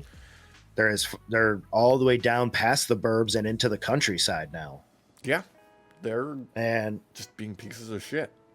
The other day, while I was working, I look up and there's a helicopter flying above me, a military helicopter. People looking down and shit, and like they're low enough to where you can actually fucking see their faces. Surprised you can see their faces. Usually they're wearing masks. Oh yeah, no, they were, but like you could make the outline of faces and eyes. Yeah. And some of these agents, some of these people that are not actual Border Patrol, but helping them right now that work in the Illinois area. I don't care if you're wearing masks. I think I fucking recognize at least 3 of you assholes. Oh, dude. So, yeah. Fuck that shit. What the fuck? It's fucking disgusting. It's so fucking depressing to live through a dystopian nightmare and it be done by just the dumbest fucking people. Yeah. Seriously. It's fucking this stupid. This is how the normal Roman citizens felt. It had to be. It had to be with Nero and everything. Yeah. I mean, they're probably too wine drunk to really care that hard.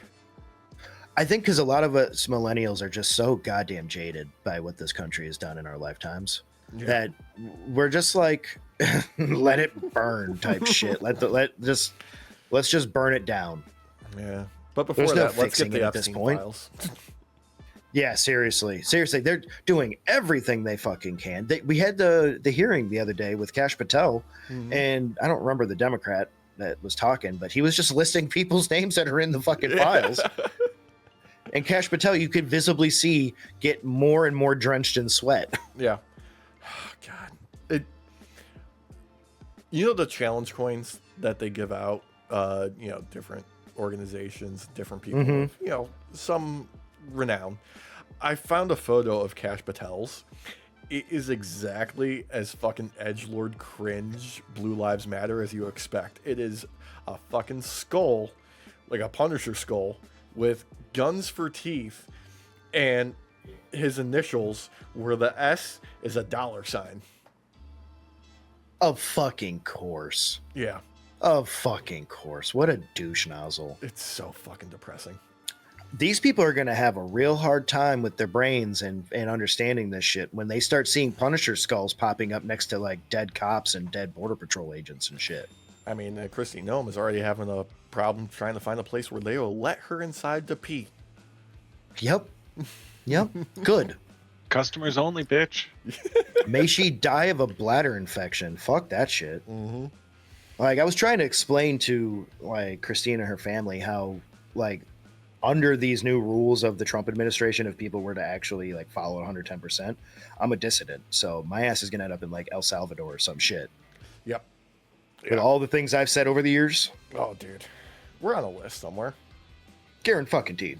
Yeah. Better than being on the Epstein list. You know what? Yeah, that's true. Mm-hmm. I'd rather be on this list. Yep. Fucking A. Yeah. The true. I'm not wearing my shirt right now. It's like, I think it's in the wash because I've been washing stuff, but fuck ice. Yeah. Latino heat melts ice, bitches. Fuck them. Yeah. That feels like a good place to wrap it up for this week with a solid fuck ice. Yeah, I think so too. Yeah. Thank you so much for joining us. We'll see you next week with more shenanigans, more wrestling. Maybe we'll be happier about WWE stuff leading into Crown Jewel. I don't know. Probably You're not. so hopeful. So hopeful. Dude, if I don't have hope, I got nothing. I used to have a thing on my wrist that said hope, and then it got old and broke because I wore it for 12 years straight. Yeah. I no longer have hope, Alex. Yeah. We need a new Because it hope. broke. You want me to sell you a wooden ring that absorbs bad energy? And if it breaks, that just means it's absorbed too much bad energy? As long as that means I don't have to watch that Empire Strike Back, then I'm good. Oh no, it's just a terrible product that's good marketing. Yeah. Would it? If I wanted to make a return, would I have to speak to a Jedi? What? Yeah, you would. You would have to find a Jedi to speak to. Yeah, Okay. The Last Jedi. God damn it, Alex. Anyway. I saw your New Hope pun, and I've been playing off of it, and you jumped to that garbage. I did. Because we don't have hope anymore, and I had to go with the garbage. That's all we got left. I feel like I am Adam Driver, and I'm about to just take my fucking rage out on some sort of machine while yelling at some faceless person. Remember when even the movie was like, somehow Palpatine returned? even the movie doesn't know. Do you know why that happened? Because they revealed it in a goddamn crossover with fucking Fortnite. They did. Yeah. Hi, Dracula. Hi, what's up, buddy? Oh, kitty. God damn, I hate this timeline. Oh, no, it's fucking terrible. You know what you should do to relieve yourself of this timeline is you should subscribe, like this video, share it, go in the link to the description for our subreddit, our Discord, our merch, where you can find wonderful anti-fascist gear for your next meeting before they make crime double illegal. Yeah, night shift. Y'all dissidents with us. We'll all be in the commune together in the ghetto that they make for us. Let's say goodnight to the folks because I gotta take care of this cat that's going Good night, crazy everybody. behind me. It's being Buenas noches, adorable. night shift. See ya. He's like, if I fits, I sits. Yeah, he fits for now. He's like, I will drink your blood the moment you turn that camera off, you motherfucker. No, he's sweet. He's sweet. He's like, ah,